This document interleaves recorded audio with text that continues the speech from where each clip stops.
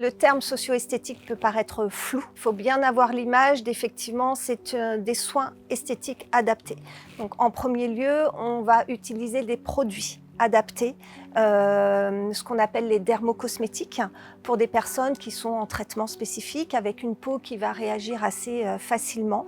On a des produits qui sont bien formulés, pas d'huiles essentielles, pas de parfum, pas de conservateurs. Donc je suis formée sur les gammes de produits adaptés.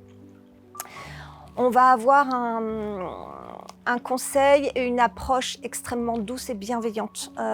Chez les personnes malades ou fragilisées, le rapport au corps peut être compliqué. Donc, je vais avoir des techniques d'approche, des techniques de toucher qui sont vraiment très spécifiques, très maîtrisées.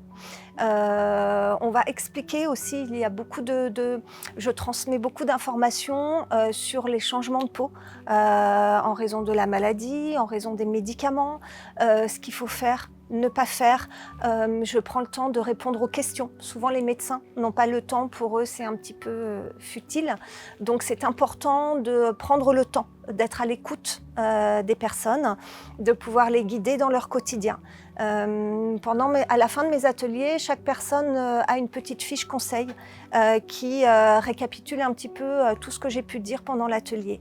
À la maison, elles peuvent continuer à prendre soin d'elles au quotidien, à avoir les bons gestes. Pendant mes ateliers, les thèmes sont choisis à l'avance. On va effectivement parler des soins visage, des soins des mains, des soins des pieds. On va parler des massages, des automassages. Ça peut être également des ateliers maquillage pour des mises en beauté. Juste retrouver bonne mine en quelques gestes très rapides, rien de professionnel, que de la simplicité en fait. Et c'est ce qui permet à la personne de retrouver confiance, de pouvoir se regarder dans le miroir en se disant « ouais, je suis jolie » malgré tout, de retrouver une belle énergie, une belle aura.